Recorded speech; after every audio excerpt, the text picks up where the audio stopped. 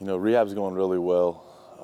Today we'll do a little bit of stuff on the court, some shooting, some jumping, try to maintain that while, the main focus is on the rehab, getting stronger, getting the knee stronger, the quad, the hamstring, the hips, all of those things to kind of, negate what kind of happened before and try to not let that happen again.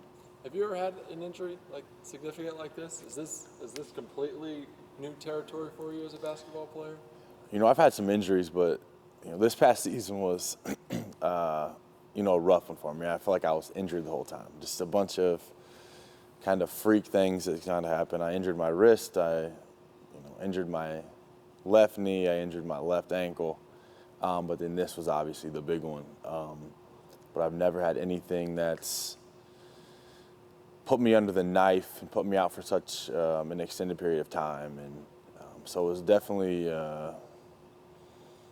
as much of a physical roller coaster as it was a mental, because now the biggest thing of getting back and going through this rehab process has been getting your mind to understand that, everything is surgically repaired, your body is strong, you can do these things. So fighting through that mental battle has been, a big leap.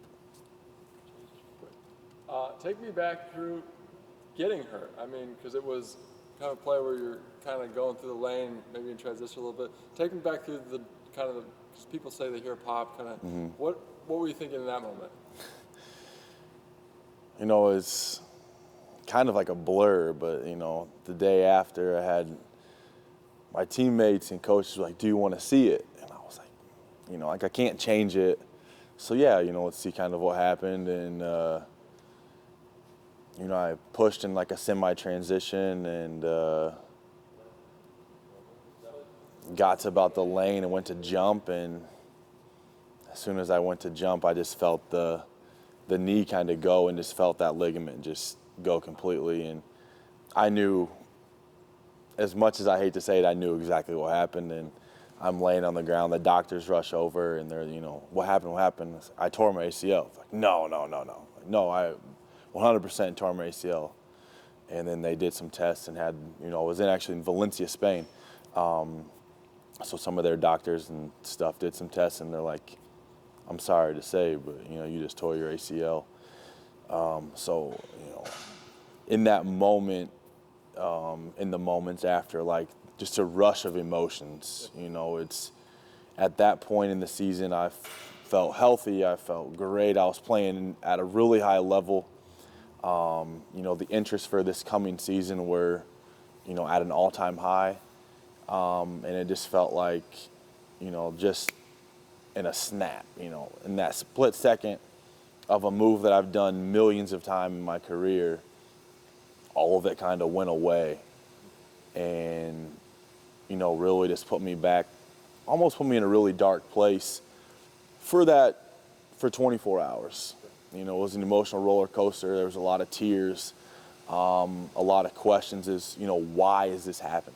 But, you had to just kind of look in the mirror and, God has a plan. And, I might not know why this happened, but, his plan is greater than my plan. So, now it's, that happened, and now it's just been, I got to push every day to get better, get stronger, and try to get back to the level I was, or even, better, and then, look to the future at these future opportunities that are going to come. Kind of what motivates you? What keeps pushing you here? I mean, because obviously you talked a little dark, and how do you stay positive? And kind of what pushes you to get to that next level? I think the biggest thing in sports, is, with what's your motivation, it's what's your why. And, why do you do what you do? And, for me, it's my family to give, I want them to have the best life. I want them to have all these experiences that we can share together. And, whenever this career is done, I want us to have financially a good base that we can, enjoy life and be able to do some things that, maybe we wouldn't have been able to do had I not played. And, so that's my why, that's my motivation. So I want to get back and try to, however many years I can continue to play, I want to go out there and just enjoy that and enjoy these experiences with them because it's really such a blessing to be able to play. You talked about a little bit interest of teams. Kind of what's the future hold for Chris Kramer? At this point, it's really up in the air. We have some interest from Russia. There's an interest from Serbia. Then there's some other teams that are talking. We have to figure out, what's real and what's not. We've sent out some videos and, surgical notes, and my physical therapists have sent out stuff, and if any teams had any questions, they've been great to work with, and so right now it's just kind of up in the air, and we're just kind of day by day. Rehab is definitely the main focus, but we have to kind of plan for the future and just kind of see what's out there, and then assess each situation, what's best, financially as well as living-wise and everything for my family, and then career-wise as well, and make those decisions as opportunities present themselves. How do you balance it? Because obviously Russia is not really close to Fort Wayne. You just have a little girl. How do you balance it, knowing what just happened? How do you balance kind of everything, all the variables? It's a tough situation. It's definitely something you have to pray about. There's a lot of thought that goes into it. Because it's not just me. I have to worry about my wife. I have to worry about my daughter. Some places aren't safe, but they have good money. Other places are awesome, but they don't have the money or they don't pay. So all of these kind of variables definitely go into the decision.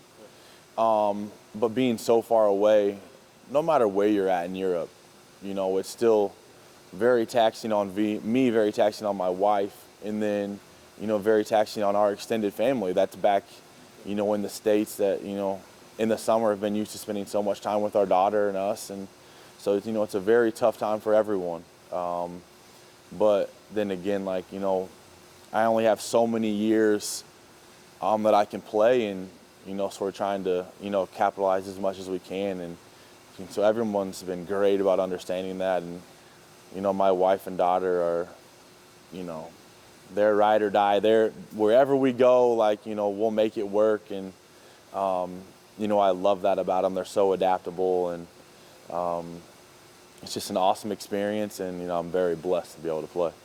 My last question is just completely random, but obviously Purdue's had a great run the last few years. Kind of how much contact do you have with them still, and what's it like seeing them come so close to that Final Four?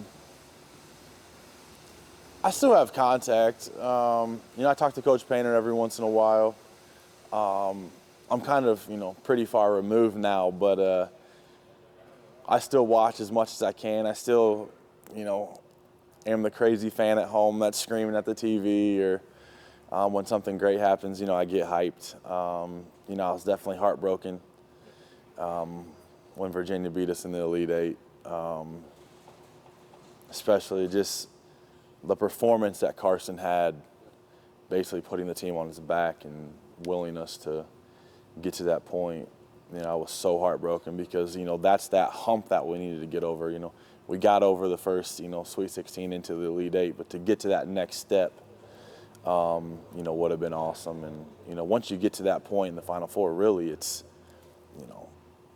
just who plays better on the day, who makes shots, that's just all basketball is. It's, anybody can beat anybody on any given night. And, so I'm really proud of the run that they had, and I'm, really looking forward to their future.